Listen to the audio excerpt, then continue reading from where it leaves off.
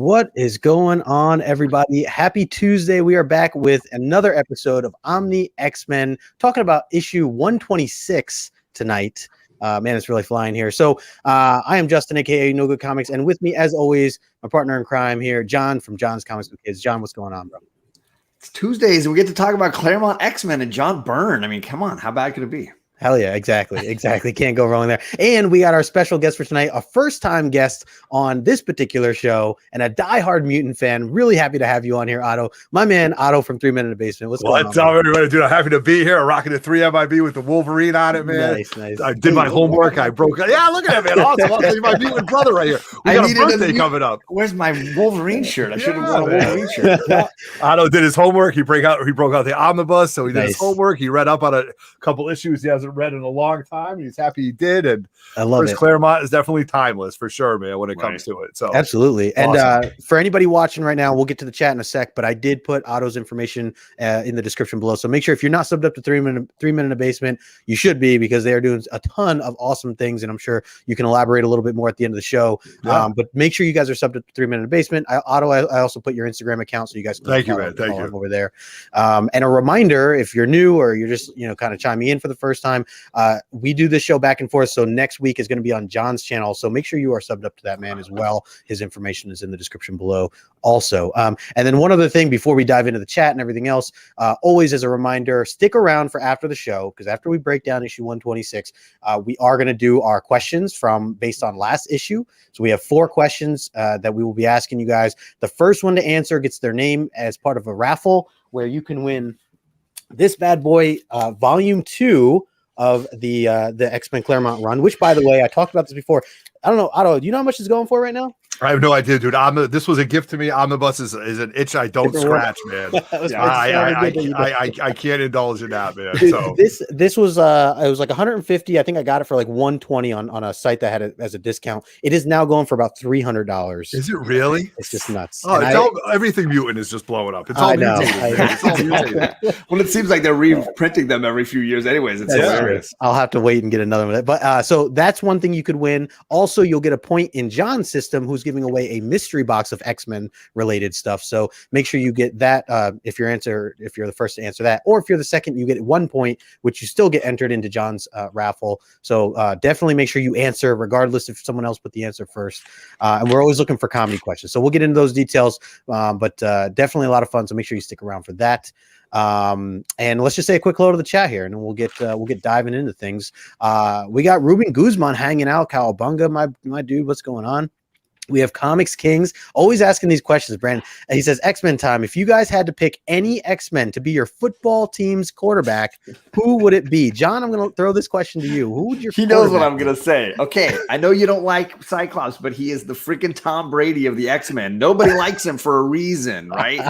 The guy's a closer. He wins. He plays. He's the leader and the player at the same time. Oh, there's no other choice, man. Come on. It's a ridiculous question. Brandon is not going to like that answer. Otto, who would you pick if you had to pick a quarterback, an X-Men quarterback? You know what? That's a great question. I don't know. I think it would be like Colossus, because Colossus is the man who always doubts himself, but always ends up he doubts himself, but yet he rises to the occasion and he does the right thing. So he's got to be a linebacker, right? But he's got arms of steel though, so maybe he can throw that ball. Right? Stiff arms everybody. Yeah, exactly. So yeah, that's a good one. And Nightcrawler is a wide receiver, right? There's no way he just bamps somewhere, catches the ball, and then runs off with it. I was actually going to choose him as my quarterback because he's like the Lamar Jackson. He can do all these spins and bam and run around with the ball. Nice. So. But anyways, he chooses Domino. So Brandon, thanks for that question. Always throwing off our show with these random fun X-Men questions. She's the coach. She's got great luck. You just want her on the coach, on the coaching side. Oh yeah, there you go. Ryan Magic Lasso, what's going on? He says, I feel like Chet tonight.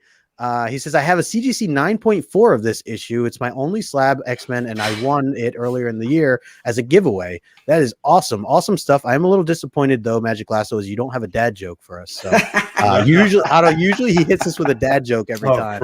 So maybe we'll get him later on with a dad joke. We got Something Wong hanging out with us. What's up, Something Wong? Good to see you. Thanks for stopping in. We got Jackson Roy Kirk, who has been climbing up the ladder in our giveaways here. So good to see you, my friend. Thank you for stopping in as as well. See, scrolling through, I think we're covering. We got Morbius, who I was just on with literally 40 minutes ago talking about some comic relief stuff. So good to see you. He says Colossus is the man. I agree. Aggressively relaxing, also hanging out with us here tonight. He says he's with you, John. There you go. Cyclops for the win.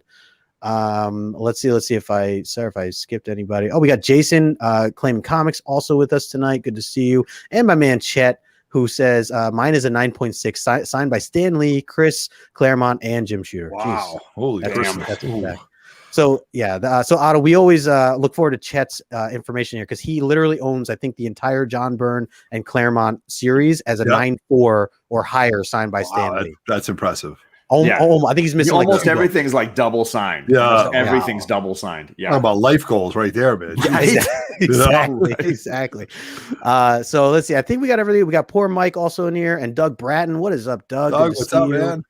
Thanks for hanging out, guys. Make sure you hit that thumbs up. Make sure you're subscribed to these two gentlemen next to me here, and we are going to be diving into this X-Men 126. So let's get some first initial thoughts here. And John, I'm going to send this over to you. What was your initial thought? What would you grade this? And what did you think about the art and everything? I think for me, it's a vast improvement over the issue previous. I think the issue previous, we joked a lot about how it was like choppy. There was like, hey, we're going to jump over this character. Then we're going to jump across the universe. And there's Professor X over here. Then we're going to jump back to these guys. And I felt like it was a lot of like tying up loose ends or setting up a lot of different threads here at the same time. Way too much. This one narrows the field a lot. I think it's far more entertaining as a result. There's a lot of great little moments going on here. I still think we're dealing with a little bit of like, we're going to go to these guys and then we're going to that guy. And there's all this stuff going on. But for me, this was a tighter issue. It was a more enjoyable issue. And we're starting to get more of the action. I love the psychedelic Proteus Mutant X stuff. I dig it. Yeah. So that was a big, big improvement for me. So I'm going to go 8.5, I think, on this one. I think I'll give this one 8.5. Okay. And Otto, we do a grading system, kind of like a CGC grading system. So, okay. John's going to 8.5. Otto, what was your initial thoughts on this particular issue and what would you grade it? Well, here we go. So when I went back and read these, and I read 125, I read 126, and I read 127. Nice. What initially comes to my mind is these stories got lost between 121 and 129. Oh yeah, big time. So they definitely got lost in the impact because you had first Alpha Flight in 120, 121, great battle scene, and then 129, we know what happens. Right. I do like the fact that I thought Chris Claremont did a great job of making this very cohesive. Mm-hmm. You know, he brings a lot of the characters to the forefront. I like a lot of the characters that they reference. I like more Myra McTaggart, if I'm saying it properly. I think she's got the huge future when mutants finally come. She's going to be a big star in the MCU, so don't sleep on X-Men 96. And I thought that the Multiple Man was really good. The psychedelic stuff, John, a little bit twisted for me. You know what I mean? Like, you know, it was a little bit off for me. But I do like how they are starting to bring Mastermind and the Hellfire Club into this. And I actually forgot about that, you guys. I forgot that they're setting the stages in that. So, you know, Chris Claremont was definitely writing this with the expectation of something goes on. So that shows me that Shooter, Claremont, Byrne, they were all in that drawing room saying, what are we building up to? What are we building up to? So I like that. Yeah. And I thought the story was good and it was enjoyable. So CGC, I'm about an 8.5. You know, this would be a book. If I sent it out and it came back an 8, I would be happy with it. If it came back an 8.5, I'd be ecstatic. You know what I mean? And if it came back that's how I feel about this. And again, no, I'm happy. It was thoroughly enjoyable for me to go back and read this twice to see what it was and to catch up on it. Because again, like I said, to preface what I said, it gets lost between 121 and 129. Totally. So good stuff and enjoyable for sure. So, well said. Yeah, I totally agree. Echo everything that you both are saying here. I am probably in that 8 to 8.5 range as well. I like the psychedelic stuff overall. I thought it was pretty cool. I just like that there was action. The last issue was a little bit slower and we talked a little bit about that. So I think, you know, for me, you guys, you know, I talk about this on the show all the time that I'm looking, you know, anytime there's a lot of action involved, usually that wins me over, just that in itself.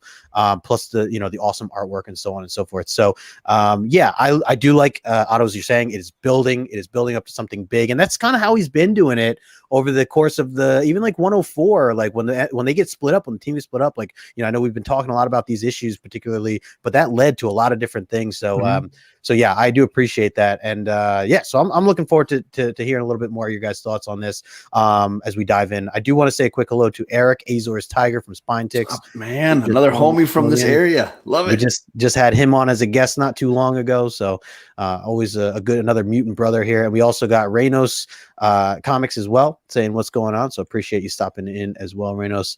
And we got my girl V, Victoria. Hello. Appreciate you stopping in, V. She's also a big X-Men fan, so I appreciate you stopping in. Yeah, she and I were talking Gambit and Rogue the other day. She's awesome. All right. Ooh, nice. Very nice. Great choices. One other thing about this particular issue is I do like that we get some other non-main team X-Men involved. Yes. So that's, and to me being newer, that was definitely like, oh, who's this guy? Like I didn't know who Multiple Man is. Like, I didn't know anything like what he did or until I started to get the point of everything. But I didn't know much backstory on any of that. So it definitely introduced me to some things. And one other thing I want to mention, kind of out of context, but about X-Men, you two are the two that during my initial journey last year and a half, throughout the whole pandemic, you two were the ones that were constantly writing back to me every morning when I'd post my mutant book that I was reading for the day, because I was literally going through each one of these. I feel like that's where I got really close in talking to you guys about each of these issues. And you guys were like, oh, wait till you get to this. Like that's right on. Oh yeah, it's awesome to have both of you guys on. I'm just realizing that. And on my good job, John. Good job, buddy. Yeah. Well, I think it's one of those things that obviously for Otto and I, it was probably like an early, a part of our comic book collecting time. And so for me, like almost all the earliest love I got from comics were mutant related. Mm-hmm. And these characters, especially this new team, Storm, Nightcrawler, Colossus, Wolverine, these are characters that are just like so close to my heart. Nothing else comes near this. And anytime I see people post a Mohawk Storm or they post a Wolverine in the brown uniform, I'm like, God, right, with the fangs. Yeah. It's like I'm like, yes, I'm there. Yeah, I love it. Well, good stuff. All right, let me bring in this slideshow here and let's dive into the pages. And let's start with this awesome cover, or at least I think it's awesome.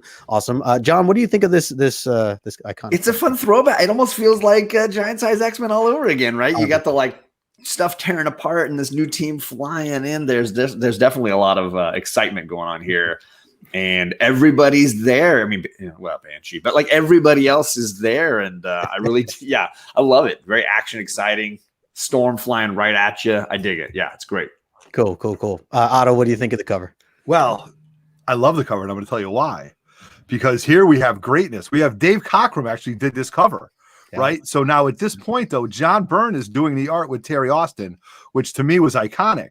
But to have John Byrne step aside and let Cockrum do this cover with Terry Austin as the inker shows me something that I've never seen, because back then, I forgot who Dave's inker was in the early X-Men. I'd have to look back, but it definitely wasn't Terry Austin, and Terry Austin can ink the X-Men like nobody else. Right. So to have Cockrum do this cover, and then you open it up, and then it's John Byrne on the interior. Walter Byrne, yeah. Yes, you know what I mean? To me, it's like a win-win. It's like a 1 and 1A. You know what I mean? Like, take your pick right here. Like, what do you want? You want Byrne on the cover? You want Cockrum on the interior? I mean, this is my Mount Rushmore of artists. Yeah. When it comes to my X-Men brothers. So just right off the bat, take a look at it. Love it. The classic X-Men style with the John Byrne style of the ink. So good stuff. Spot on. Agree with you guys. I think I have like 3 copies of this now because I just found one for like $12 over at Zap, and it was really good condition. I was like, oh man, it's a great do it all day. Any of these X-Men books are like at least $30, and that was over a year ago that they were at least like $30. I mean, any of the first like 96 through 150, you get them for that kind of price, just all day. All day. I had to jump on. So we got Herminio hanging out with us. What's going on, Big Herm Station? What's up, brother? We also got my man Kevin from Superpower Review. I just had him on my channel on Sunday.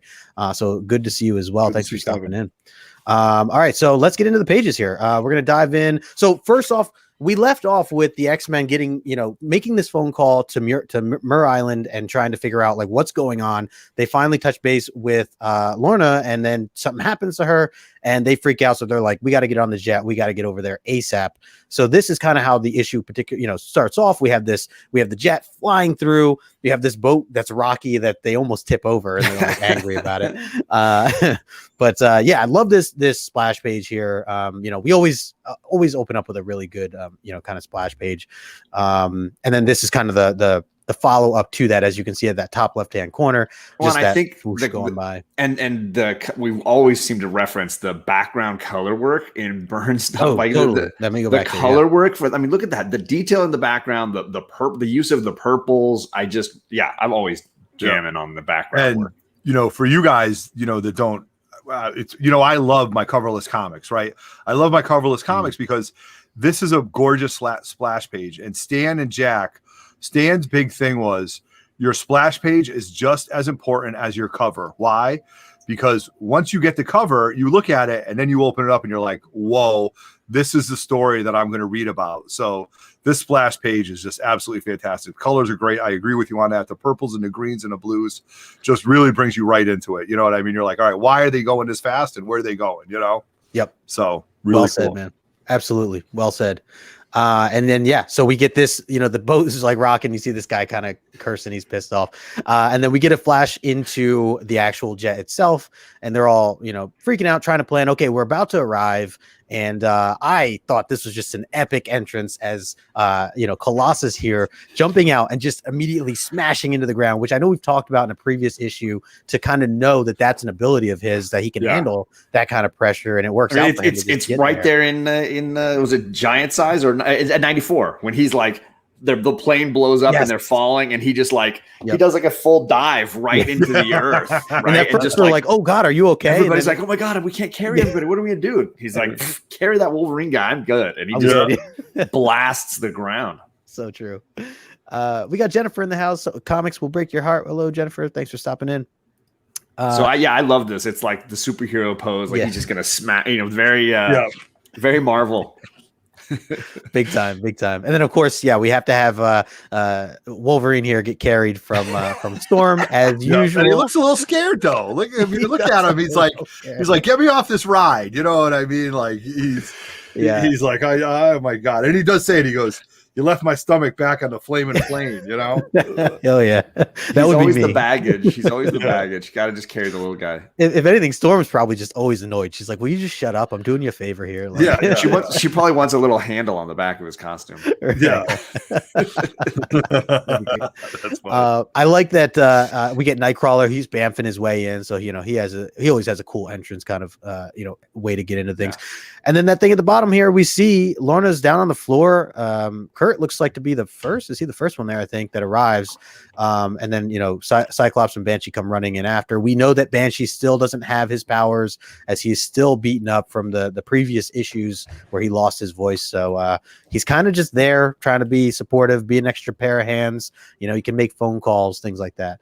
But which I think we mentioned last time was a cool element that not a lot of comics were doing, which is an injury that sustains. It's not just like, oh, I got hurt and next week the uniform is fine and I don't have any injuries, but this is a sustained injury from before the Alpha Flight issues, and it's still going strong. And I think it definitely highlights the ongoing story more than single issue story. Yeah. But and I do like the way they do this because, Banshee, his character never really hit the limelight for whatever reason, wherever.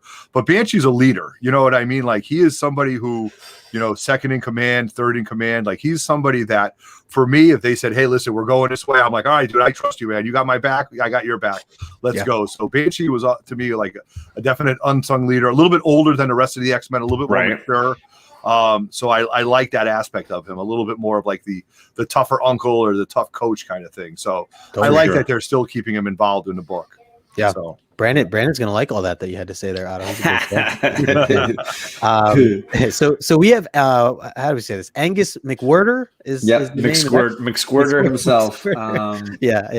We get his dead body here, his corpse. Which is super creepy, cool drawing. I really dig the face on that. Sort of it's very Indiana Jones-esque. Oh, for sure. Big time. First appearance, first death, right? One panel. Yeah, he's in and he's out. But he was a jerk. So we don't really feel that bad. He didn't like the mutants. Yeah. So here's Storm putting in work again, carrying Cyclops here this time around. She's the shuttle. She's literally putting the team on her back in this sense. So now they're going off to figure out where they have to go to the laboratory section. They're back at the house before, so they're now that they're on this island, they're trying to figure out where the rest of the team is.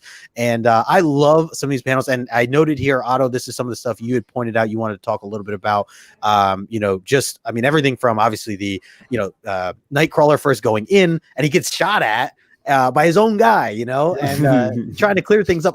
And one thing to note, I love that drawing at the bottom left-hand corner of Nightcrawler with his eyes yellow and just like grayness. Anytime they show Nightcrawler's like ability to blend into shadow, I think Byrne does a great job of capturing that. And then of course the line work from the inker and it just looks so cool. Yeah, 100%. And that's what I wanted to talk about, because I think his bamfing ability, his teleportation ability overshadows his hide in the shadows, which to me is very Dungeons and Dragons-ish, very Drow elfish, you know what I mean? And we first saw that in X-Men 102 when they were going against the Juggernaut, and so that was it. And to see it again come up, I think that's a power that I don't think they ever utilized it in the movies at all. No. But it's something that's very unsung about Nightcrawler. Not only does he have a tail, he's an acrobat, but he can also hide in the shadows, and I think that's a really, really cool aspect of it. That's why I wanted to bring that up right there. Well, and it's literally like part of his name. So I mean, it's funny. It's funny how it's like downplayed compared to the teleportation elements. You think you see a lot more of that. I like the at the top right hand corner here we have Havoc, who he just took a shot at Nightcrawler, and I love what he says here too. He says, "Sorry, Buster, Nightcrawler's dead, and I stopped believing in ghosts long ago." Like, I just love that line. It's such a great line. Like, he is so determined. And I love the black and white Havoc costume. I think it's always been a kind of a fun style costume. And then of course the fun line work you get when he uses his ability, it's always been really kind of a cool look, just like Polaris's ability. The way they draw those powers, always, I think, really exciting. Yeah, sorry, Buster. I'm gonna start using that term, Buster. Sorry, Buster. Let's bring it back, guys. Let's bring it back. Along with Cockamamie. And then I like how he's about to shoot at Nightcrawler again, and Colossus just picks him up like, "Oh, my buddy, how you doing?" And it's all smiles, and he is like shocked, because we have to remember still that we went through this whole journey of them thinking that they were dead. And so there's still these connections going on that if you haven't read it, like these really hit home for them, where they're just like, holy crap, you're alive. You're here. It was a big deal, so that was, just wanted to highlight that. And then, down here, they're sneaking around here. Moira has a gun again. And so it's an ongoing joke for me, Otto, that in the very first issue when Moira shows up, they get attacked by a monster, and then she whips out an M14 and AK-47 something and just starts laying suppressing fire within the first 2-3 panels we meet her. Yeah. And so, of course here she's got a rifle, right? Of course she knows where the armory is in every lab, apparently, that she goes to. There's an armory, and she knows where it is. Exactly. Yeah, she's on top of that, and that's not the first time we get it. We get it in other times here. But I'll jump into this next one here, where we finally see this was another big deal, at least on the left hand side. We'll get into the Farouk is Jason in a sec. But here on the left, we get Cyclops. As I was just saying, it's a really big deal. Half the team is just discovering that the other half is alive still. They have not actually physically seen each other or talked to some of them. So obviously, this was a touchy moment here for Cyclops to be able to all right, I have to go see her for myself. And then when he finally does, she's cowering in this corner, knocked out cold.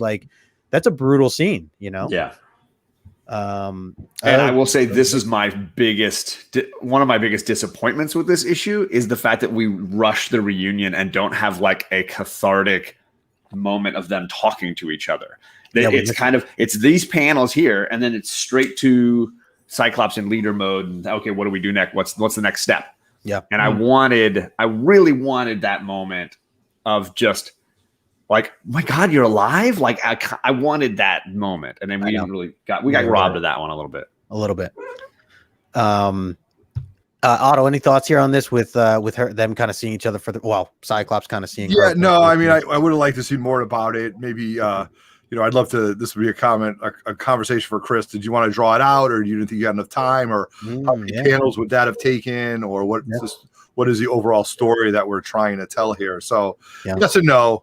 I definitely get it, but this relationship has been going on since X-Men 1, so it does deserve more. But again, it's like I don't need to know how Batman became Batman again. Right.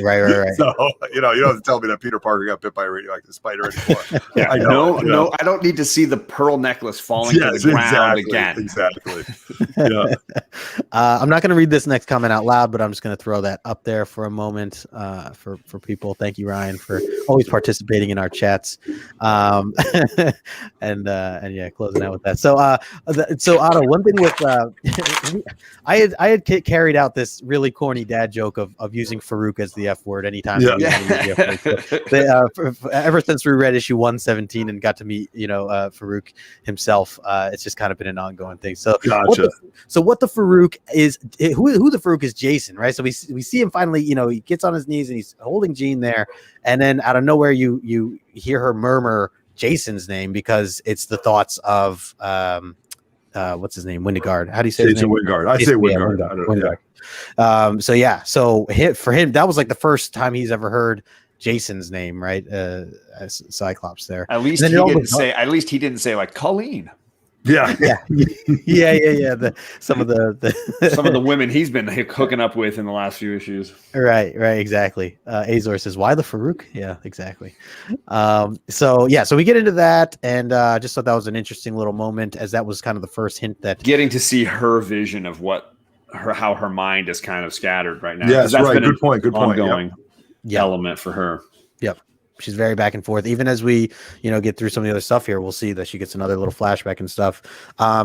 We finally get to see Jamie Maddox. Is that his name? Is that his actual Madrox? I think Madrox. Okay. Yeah, Madrox is how I've said it. Yeah. Okay, and so it's multiple man. Which, like I said, I was new to him when I was first reading this the first go around. But this is basically his story time. He kind of gives a little background to what had happened and how they got into this situation. So won't get into too much detail here with this. I try not to get too many of the screenshots because he does tell a little more of a detailed story. But then we get more of Moira down at the bottom right-hand corner, and she has a new gun. So she is constantly doing that. Any thoughts? And she's always locked and loaded. Yeah. I like Jamie. Yeah, I love Jamie Madrox. I think he's a really interesting character and an underappreciated mutant. In fact, he was just in the new X-Corp book, which is horrible, but he was yet again in full lab mode as a scientist, which I think is an underappreciated element of his character's background. Yeah, interesting. Yeah, I do like this page though, the middle page where you see Cyclops, Storm, Wolverine, Jamie, Banshee, because that's a team you don't see often, and that could be a pretty formidable X-Men team right there, Right. Banshee, Madrox, stuff like that. But I want to say, as I was looking at this, why does Wolverine take a chunk out of the table, and what's a scrap? Like is that like an off of snicked, like scracked? Like I don't know, like is the K silent or is the T silent? Like scrack or scracked? I don't know, but so that's I create new words. I make new words up. Hey, it's no slang. Yeah, right. Oh, yeah, from when they got captured by Arcade. Yeah. The truck that made this flag. The garbage truck that goes swang, and Spider-Man's like, "Hey, I recognize that sound." Really? One thing that I always point out here, or at least I feel like I've pointed out in the past couple issues, is Wolverine overreacts so much sometimes to where I feel like I'm Jim Halpert from The Office, where I look off at the camera, like, okay, like why did that guy just do that? Like, remember they're like, okay, they're in the plane, they're gonna fight, and he just like pulls out his claws out of nowhere, like they're not even in range of like using them against the wherever they were. But I just remember him thinking like, okay, Wolverine, like you just a little over the top here in this particular drama queen. Right. So yeah, and then we see Moira with a gun, which is very unique. So so just a little rundown here I put on the left. So I will say some of these pages I just had to take a screenshot of the whole thing because it was just I didn't want to skip certain parts, but I was trying to fit a lot in on a certain pages. So apologize if this is a little messy or a little loud. But the left hand side here, talk about that for a second here. It's cool that we get to see or we learn a little bit more about Jason Wingard and his abilities, because normally we would have thought, okay, cool. Like at least we, Jason is this one villain that we don't like. And then we have the Proteus, who we don't know is Proteus yet. We have him as a villain that we don't like. So I remember reading this thinking like, oh, good. Like at least they're going to run into each other and one's going to kill the other or whatever. But we don't get that, right? We don't get that because now we learn that Wingard has a protective, mind, whatever he says here, to protect himself. And he's like, oh, I'm too weak. I can't handle that guy. And then he finds this other poor guy and he, at the bottom here, and he just takes him out instead. So I just thought I wanted to highlight that because I thought that was an interesting little aspect of learning a little bit more about Jason. Well, and it's nice that it's bringing our two sort of villain subplots together, or at least in passing, because we've got the stuff with Jason Wingard setting up the Hellfire Club things later on. Yep. But we're dealing with Mutant X currently, and to see them sort of passing like ships in the night is kind of a valuable way to keep track of everything within one story, as opposed to like, hey, let's jump and see what Jason's doing. Hey, let's jump over here and see what Proteus is doing. We're actually like weaving it a little more, which to Otto's point, I think was, Claremont was juggling a ton in these two issues, the one before it and this one.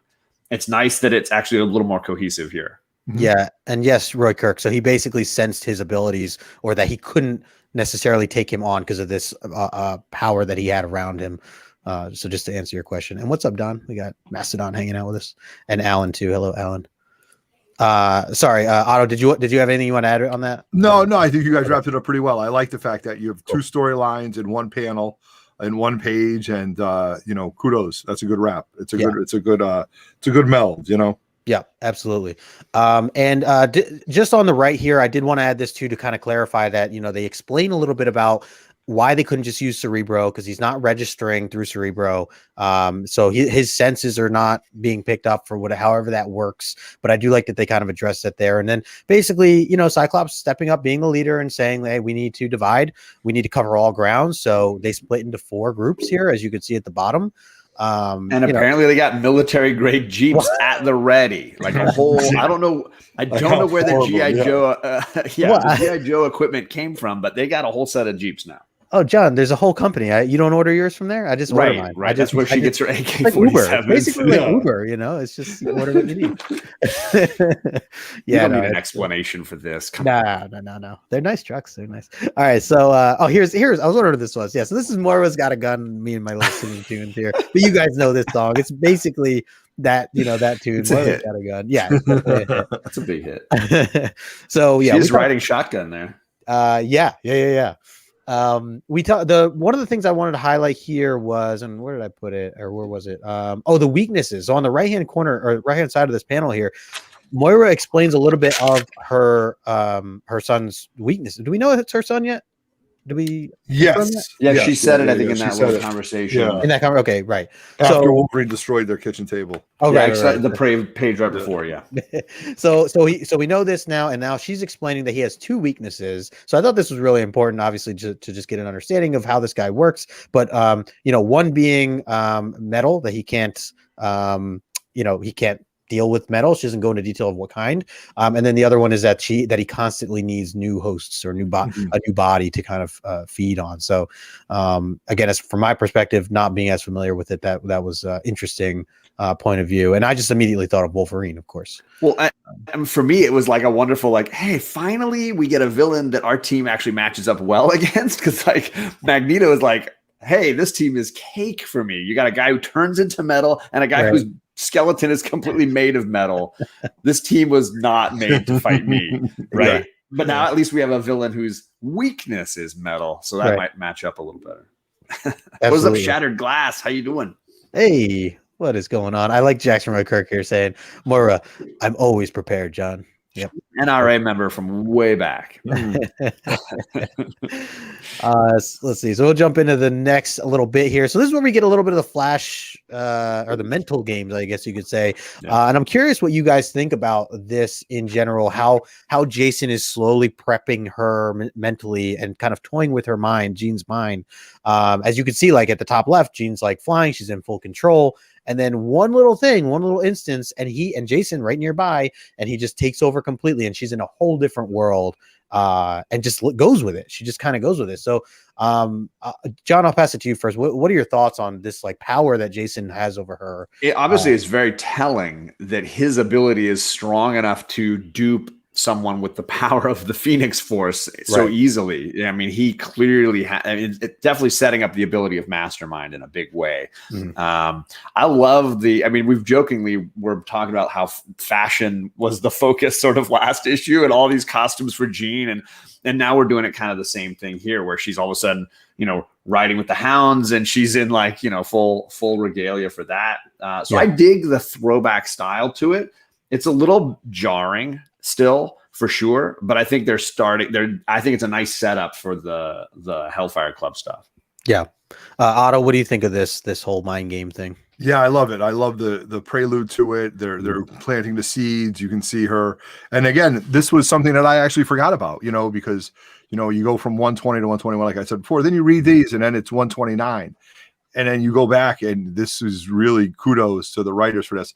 But I love, from an artistic standpoint, that top picture of Jean Grey flying with her hair and the green and gold outfit, and the sash is just Jean Grey greatness right there. So I think that's really cool. And then the bottom part, right where above it says "Dream On" with her in the red and the flowing red hair. Yeah, really, really neat stuff. So these 2 pages to me were very, very important in this read for the reasons I just said. So really cool. Absolutely. Yeah. And she has that badass look there on that one panel above the Dream On. I found that interesting too, that her mind was kind of blending into 2, as you can see here at the end, as she first sees this like deer, man deer, pig bear man, I don't know what you want to call him, but he as she realizes it's actually just another dead body, as her mind kind of snaps out of it for a second. So I find it interesting that some of the surroundings are real and some of the surroundings are not, or they're real, but they're, disguised as something different. So in a way, when she's in this, view, anything can happen. I mean, it's dangerous, if anything, because she could be killing somebody and not even realizing that it's someone, a friend. Okay. So here we have, we kind of flash over to Wolverine now, about to take on, what he thinks at first is a police officer. And then, quickly realizes, and this is what I like, that they point out that his senses, that he can kind of, immediately recognize that, hey, wait, hold on, something's up with this guy. He's not just a police officer. He's something more. But before he can do much, he kind of gets hit with some of Proteus's abilities, which is something I wanted to highlight. Chet had pointed out too. He said Proteus only affected by metal if he gets close. He says he handles Wolverine later on, and it scares the crap out of him. So yeah, that was John. What do you think of this? I mean, I really dig the mind games here, and the way in which you see Wolverine throwing back his head there. I love the detail in that, the collarbone, his Adam's apple, the neck, the detail in that scream. You can feel it. There's a really great panel, and then it starts to segue into the stuff I love, which is the real creepy face of the character when you see the Mutant X facade kind of fading away. And then, I dig the almost Jim Starlin-esque psychedelic stuff we're about to be getting here. Yeah, the bottom. Starting at that bottom corner. Bottom, right. Yeah, kind of branches right into that. Otto, any thoughts here on this? No, I like it. I like the aspect of Wolverine catching the scent. The hunter aspect of Wolverine. I like the page where he's that, it sees how debilitating it is for something like that to bring Wolverine to his knees and make him huddle up like that. Yep. That was good. Him popping his claws, and there comes Wolverine, or there comes Nightcrawler in his little G.I. Joe Jeep. So, that's really neat. And then you do get into the funky psychedelic stuff. So, I mean, it's interesting. Yeah, they and this is also the panel here at the bottom here where he actually first initially claims that he is Proteus. I think that's his first time officially claiming that to be his name, as the character. So just another kind of key moment there. And him just realizing that Wolverine is metal, he immediately kind of backs off as he recognizes that. All right, so so here I threw both of these panels in. I really did enjoy a lot of this. I think a part of it is like anything could happen with this kind of stuff. I know, Otto, you mentioned you weren't as crazy about some of the psychedelic stuff, and I could see how that could be, especially with it is all over the place in that sense. Ultimately I do like the premise of this though, because I feel like otherwise Proteus would have just been done. It's cool that he can kind of flip things around. I do question a little bit of like how what is the extent of his ability? Because obviously he has like on the right here, you see Storm getting punched by the ground, basically. Right. As she gets thrown. So like if he's that powerful, I mean, this is almost like the what do you call it, ring from Thanos. It's very, very Infinity Gauntlet-esque, which is why I kind of mentioned Starlin, because it definitely reminds me of that. I want to also highlight the panel layout. I love that the panel layout is all fractured and funky. Good point. I like that. That's a good point. Yeah, really different. Really, I mean, especially where like there's like sharp edges like peeking into one another's panels. I really dig that. And sadly, the panel I love the most is that tiny little one where he's like pointing. Like his hand, like pointing at us, and his face all creepy with that purple kind of background. I dig it. And then, of course, as we build along, his face goes full gothic, almost like horror face. It's just like peeling away the reality. I love it. I do think, like, as if I was a kid reading this, some of this is kind of scary, right? Especially seeing like McWhorter and stuff.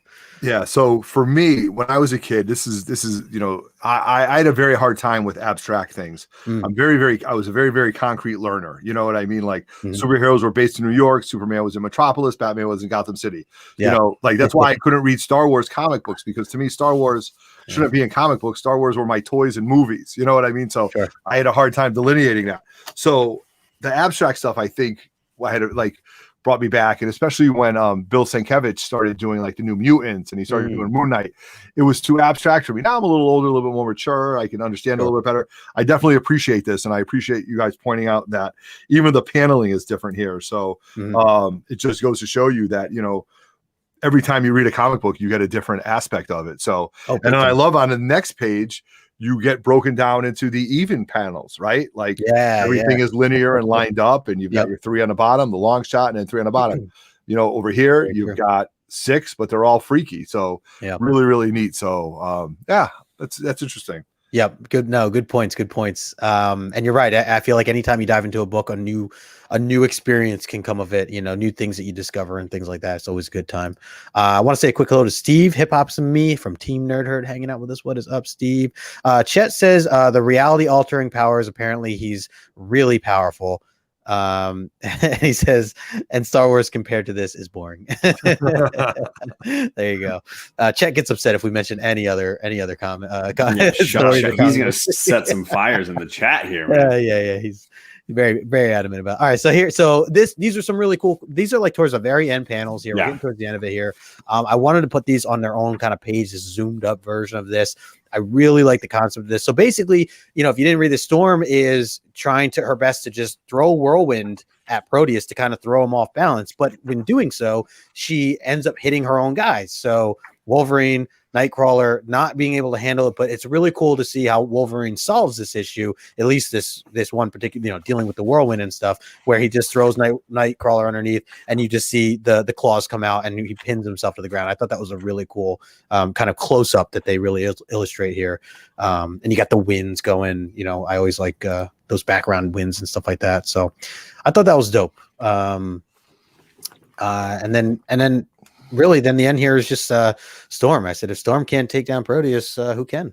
I mean, it's kind of scary. We do get a booty shot. So it's a great cliffhanger, right? We want cliffhangers. It's 1966 Batman. Can the dynamic duo escape this trap of death or something like that? And exactly, it leaves you the cliffhanger. Now you're going to your mom and dad and saying, "Can tell me when this book comes out? I got to go find it." So we want the cliffhangers, and that's good. Yep. So definitely interesting. And I will say though, the image of Proteus not having an outline body, but making it from the wisps, through the outlines of that. And then Storm being a solid figure and just simply like a white, black, and gold and the blues, great contrast. This would be a really cool poster to blow up, Oh yeah. Get rid of the words and just have it right there and make up your own words or whatever. So really neat. So cool. Good point there. I feel like we do bring that up once in a while where we see some really cool panels and we're like, man, that would just be so awesome as an actual poster. Just blow that up. Exactly. Yeah. Well, and I will also say they did a great job, I think, connecting this to the cover of the next book and the first panel, the splash page on the next book, because it's all sort of connected. This Storm versus Proteus. It's not like next issue starts with something different or the whole team is now there. It continues right where this leaves off. And in my opinion, the next cover is one of my all-time faves. Color work and Storm right there and Proteus, so cool. Yeah. So I love the cliffhanger. It's great. Yep. Well said. Magic Lasso said, "I love how the cover for next issue basically is basically this moment right here." That's my guy. He's my guy. And Chet says Storm's power is weakening his form. So yeah, so there's definitely some effect to it. Roy Kirk says no peeking, John. Can't be looking at sorry. Come on, man. All right, so yeah, so that's kind of the wrap up on this. Any final thoughts on this particular issue that we didn't touch on? Otto, anything else that you want to add on here? No, I mean, I love talking over it with you guys because there's some aspects of it that I didn't appreciate when I read it 3 times ago, or you know what I mean? Like I've probably gone through this book 5 or 6 times now in my life as an X-Men fan. And, right, you know, I never really appreciated those panels being chopped up that way, or, you know, noticing that Moira's always got a gun. I didn't realize that. So, you know, I have to go back to X-Men 96 and see if she's got a gun there too and start comparing notes here, you know. But it's interesting, you know, and that's what the love of comics is all about. You know, it is, you know, it is a medium, and what you take away from this medium is something that I didn't take away from this medium, or vice versa. So really interesting, and especially hearing everybody's comments in the chat. So really a lot of fun for a book that, you know, gets lost. Yeah. Right. It gets lost between, you know, it definitely does. Yeah. So 100%. Neat stuff. Yep. Yeah. Well said. And I will say that's been part of the joy of doing this show with Justin each week. It's just been books that I had read, you know, when I bought the issues, or when I read the classic X-Men run, or when I, you know, read them as a kid, but then going back through as an adult and really deep diving these has been a whole eye-opening, 40 years old. Reconnecting. I mean, this stuff is 40 years old. I mean, you know, like crazy. And it stands the test of time, right? You guys, it holds up today well, you know. I mean, absolutely. So interesting. Yep. No, good points, man. And that's what and look, you're talking to a new reader here. I mean, and for me, getting into this for the first time over, you know, just over a year ago, you know, to really get into the X-Men, I fell in love with it. You guys know. So it definitely stands the test of time for sure. All right, so let's dive into the numbers here for a little bit. Always like to have this little stat page here. And I'll start with some of the grading stuff we talk about. You know, a 9.8 right now. Again, this is Go Collect's information here. Last sale was in April, is $375. And then from a 9.8, not bad compared to some of the ones we've been looking at lately. Yeah, no, not bad at all. Not bad at all. And then a 9.6 is almost half, a little more than half that, or less. Or more than less. Half. Yeah, just a little under half. Yeah, so 140, which is also really shocking because we've had a lot of like 10x6 ratios, x5 ratios. Yeah, so from a 9.6 to a 9.8. So that's really interesting. So there's some of these issues. So what was it? 107. 107, the Starjammers issue. Oh yeah, was a times 10 ratio when we looked at it from a 9.6 to a 9.8. Was times 10. It was 650 to 6,000. Yeah, interesting. So we were like, if you got the money for it, maybe hunt out some 9.6s, get them pressed and cleaned, and you could have yourself. That's it. I love that idea, man. I'm all about that. You know, that's the book to try right now if you can do it. If you can afford it. That's interesting. Yeah. Thanks. That's what I'm going to do this weekend. There you go. There we go. If you found a success story, I just want to hear all about it. That's all. Right on. Of course. Invite us on when you get it back from CGC. Yeah, I'll karate chop the hell out of that if that happens. You know. Oh, that's great. We got Otto on a mission now. His wife's not going to appreciate that. No, all of a sudden these things start railing in. All these comic books look the same. I know. Exactly. Then my press was going to be like, really? Well, yeah, come on, you can do it, right? Well, yeah, the law of averages. You got to play the law of averages, you know. Yeah. That's 100%, man. 100%. And then the numbers. So in a 9.8 for this particular issue, there's 213 on the census, and then from there, it's 317 for a 9.6. So there's a good amount of them. Yeah, pretty even spread. It looks like. Yeah. So that was another rare thing too with the 107 that we were just talking about, where 107 the total for 9.8s was very low.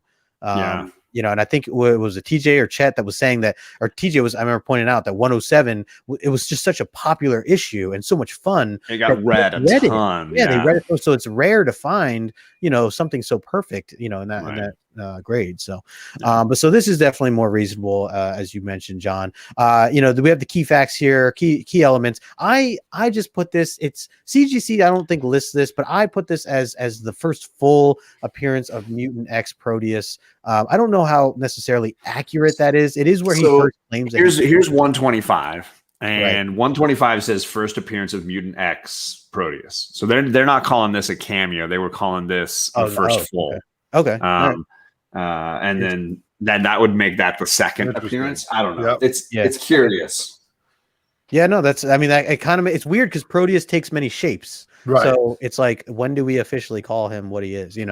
Right. But one thing I did highlight at the bottom here is that this is where he renames himself, Mutant X. He renames himself as Proteus. That is in this issue. Yeah. So we get that, and then the other thing I found was, although it's previously been mentioned that Wolverine has unbreakable bones, this is the first issue that states he has a metal adamantium skeleton.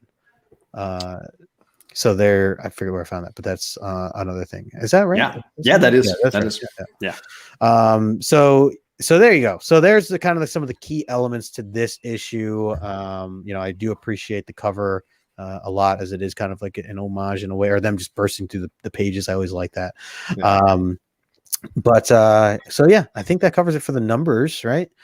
Thanks, Chet. He says He says this holds up and is considered largely one of the most best. I'm blowing that. Arguably the best run in comics history for sure.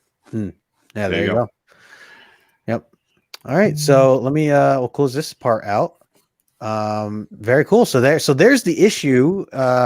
We got 15 people, by the way, hanging out with us still. So appreciate all you guys. One thing we're about to get into the questions, so don't go away. We will get into the questions. I just want to remind everybody, make sure you sub up to 3 Men in the Basement and Otto down below. It's our first time guest of the show here. So I'm glad to have you on. First mutant appearance, man. Yeah, exactly. Some may call it a cameo, but this is his first. Oh, first full. Yeah. So yeah, make sure you follow his all the information down below for Otto and of course John. Let's get into some of the questions. Let me pull my questions up here. So if you guys don't know, and I mentioned this in the beginning, you do have a shot at winning this book right here. So this could be yours. This is a volume 2 of the Claremont series that we're reading here. So this will pick up right after we kind of wrap up, what we're doing. So if you don't have it, I was just mentioning it doubled the price already with how much it's worth. And, you could, if you don't even like it, you can sell it. If you already got it, sell it and get a grail that you want. Do it. True. Sell it to me. I'll buy it.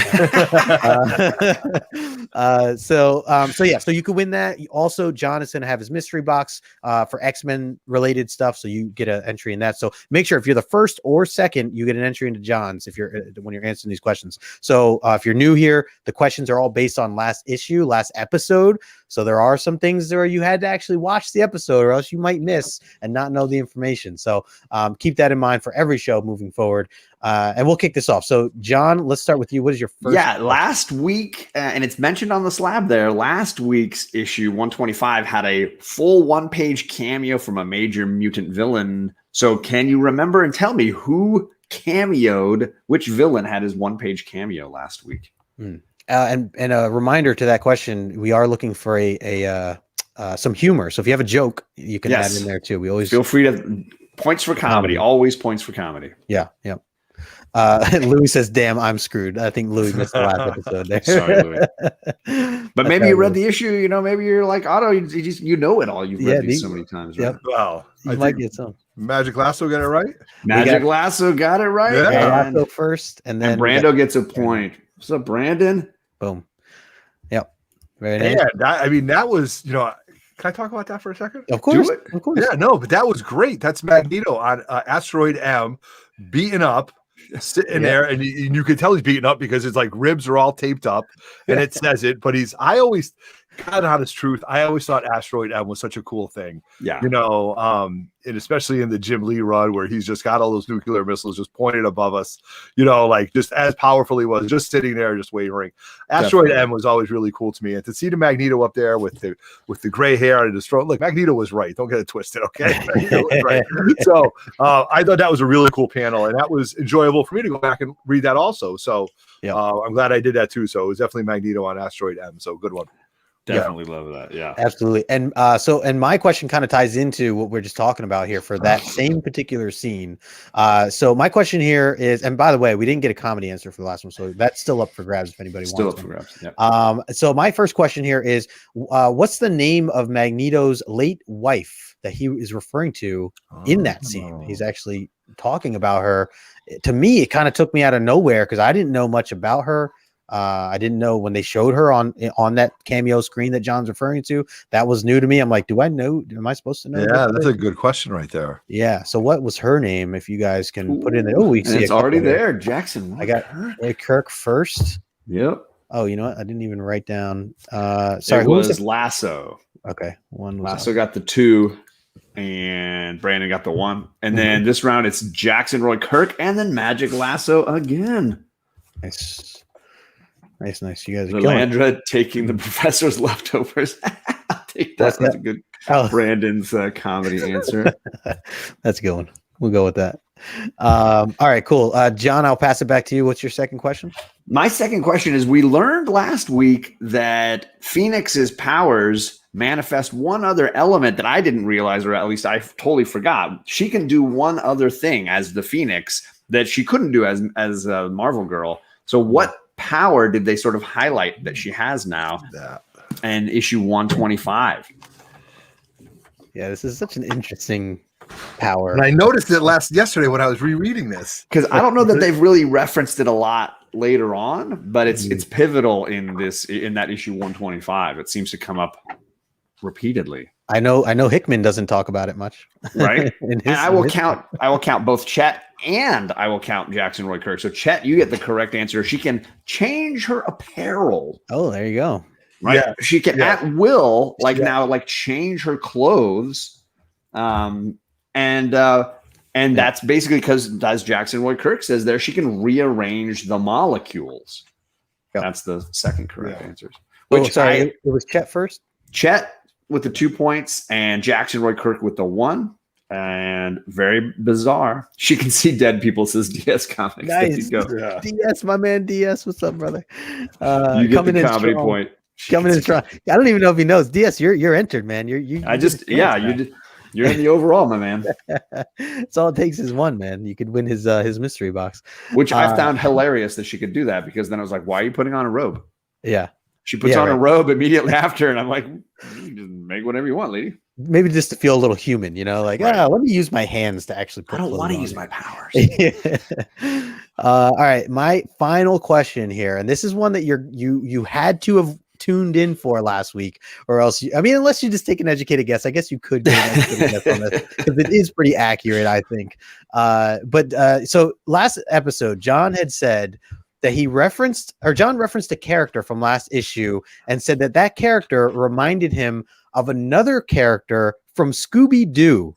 I am looking for 2 answers here. I'm looking for the character from the book, and I'm looking for the character name of Scooby-Doo's crew that John was referring to. So he said that. I'll get the panel ready. Just so get the panel ready. Comparison ready for people. He said that somebody looked like somebody else. I need 2 answers, guys. 2 answers. Oh yeah, for sure. I almost mentioned that today.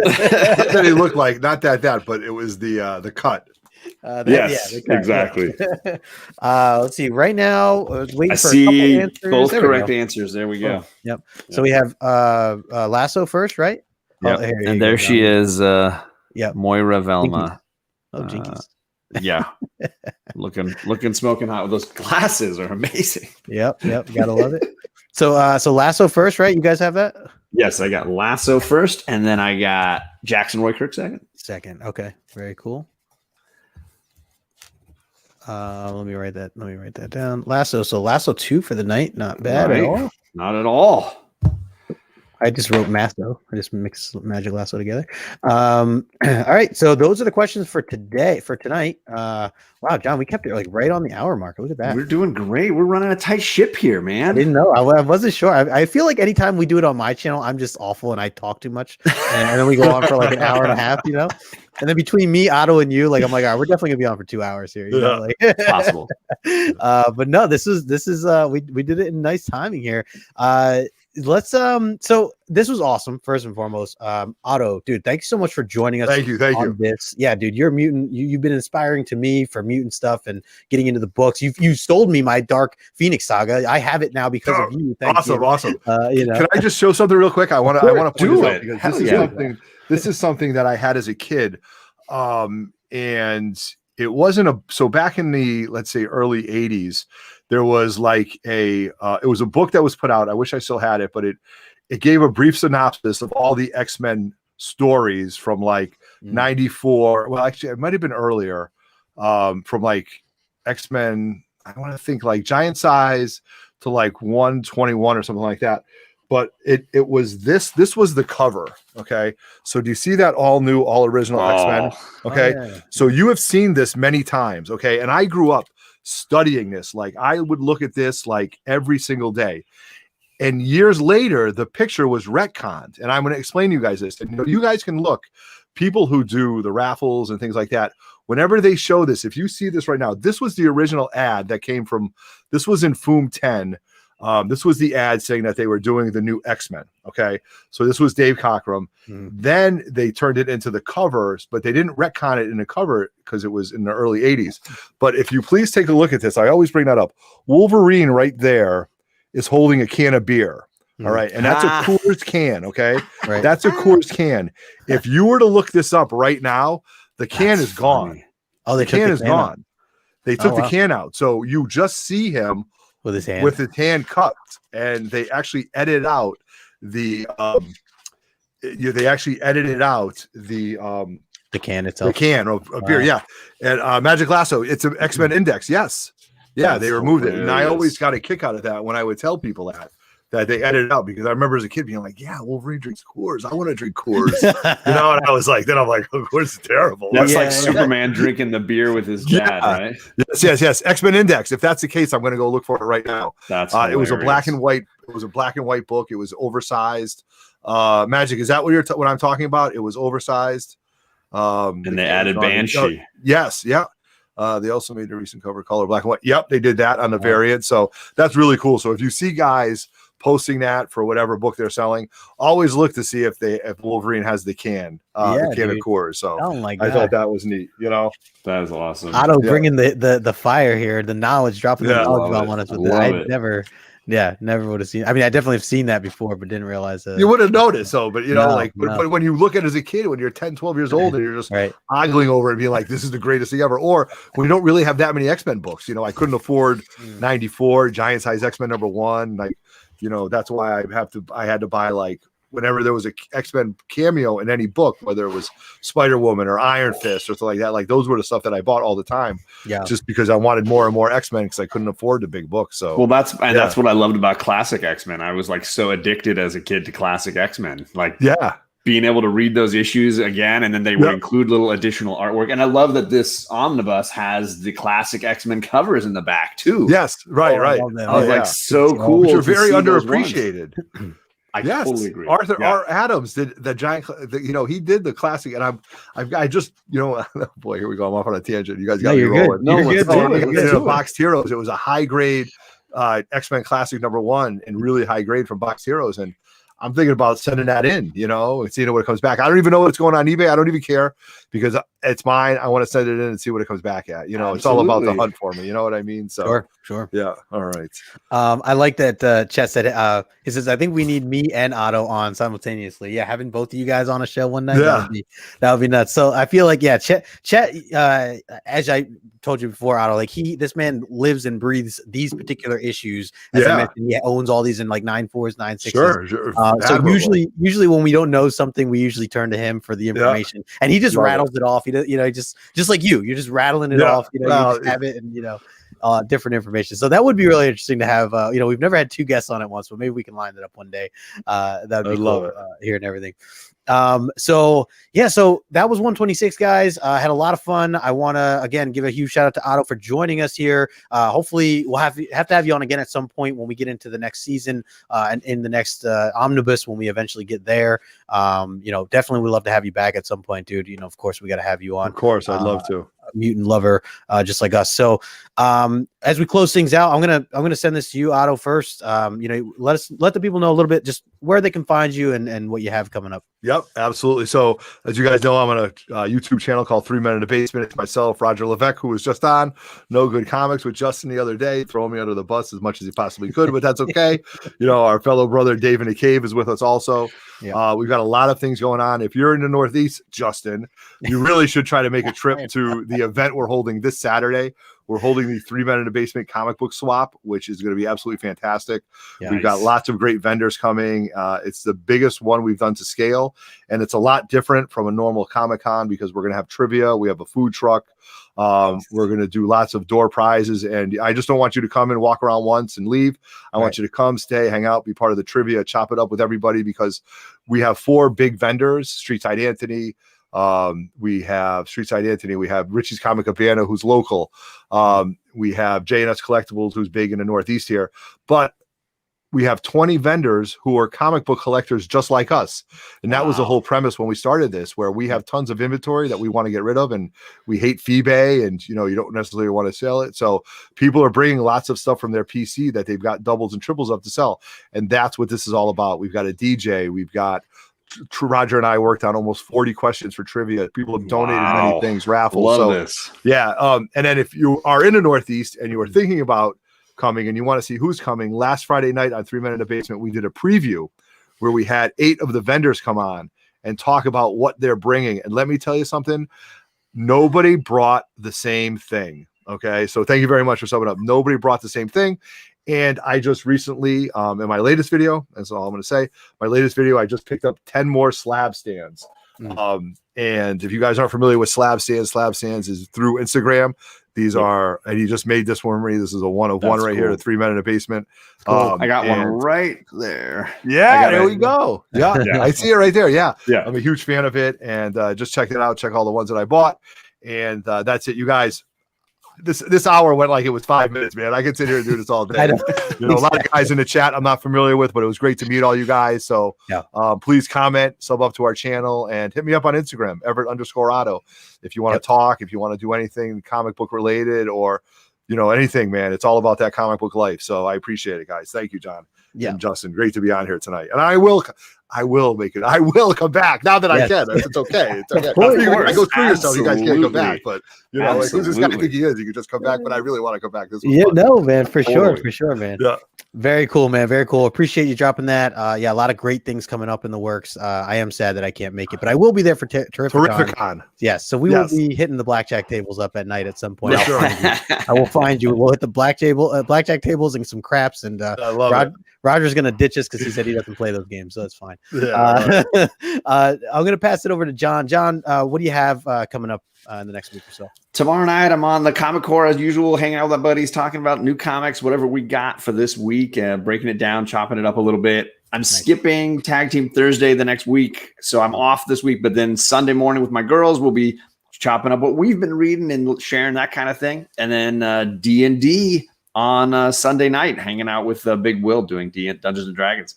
Last night, if you missed it, we had Comic Gories, had a ton of fun with game show style over there on the Comic Gories show. I love that. I just started watching that. Yeah. Oh, dude, you got to get Otto on there, man. We could do a whole 3 Men in a Basement episode. Get everybody on. That'd be amazing. That'd be so great. So yeah, definitely check it out. If you missed the replay, check it out. And that's it for me for this week. Cool, man. Cool. Yeah, we will miss you for Tag Team Thursday, but I totally understand. Do what you got to do. We will hold it down. You know that. Rod's gonna go the extra. Rod's gonna double down. It'll be great. Double down. Yeah, it'll be good. For me, same thing. Tag Team Thursday coming up. Jump on Rod Just Reeking His Comics first, 6:30, and we jump. A bunch of different YouTubers to just talk about new comics and stuff. So that's always a lot of fun. And then Saturday, I have my Comic Collector Origins. I'm going to have Anna from Anna Reads Comics over on Instagram. Ooh, I love it. Awesome. Yeah, she's really cool. There's a lot of cool things. She's doing an awesome giveaway right now for Wonder Girl issue 1, that 1 in 250 variant or whatever. So really cool stuff. So I'm gonna have her on as a guest, and then I also just want to announce that in 3 weeks, June 7th, day before our birthday. I don't know if you guys know. Me and Otto share birthday. Yeah. But the day before that, June 7th, I'm actually going to have my first. Well, other than my dad, because my dad's a creator too. But I'm gonna have my first creator Origins guest on, and I'm going to do it on a Monday. Made sure to do it at 6 o'clock, not 7, because Roger's on at 7. I want to respect that. Right. But we are going to have. I'm going to have Olivia C. Briggs on, who is the writer for Silver City that just came out. That new Aftershock book that just came out. So she just agreed to be joining me as a guest. So I'm really excited for that. Again, that's June 7th. I'll remind people down the road. But really enjoyed that first issue. If you guys did not pick up Silver City from Aftershock, I definitely recommend checking it out. It just came out last week, so not too late to pick one up. But a lot of fun. And just everything else, me, I'm on like all the time. So that's just kind of what I do. Yeah, exactly. Love it. All right, fellas. Well, everybody, again, thank you so much in the chat. We have 9 people hanging out with us. Hit that thumbs up on your way out. Subscribe to these 2 gentlemen here. We will be back over on John's channel next Tuesday, breaking down 127. Do we have a guest, John? It's supposed to be Jeffrey Comic-Con. I had sent him a copy of the book, so we'll see with him. His schedule's busy, but we'll see. Okay, awesome. Cool. All right, guys. And until next time, we will catch you guys over on John's channel next week. Until then, talk to you later.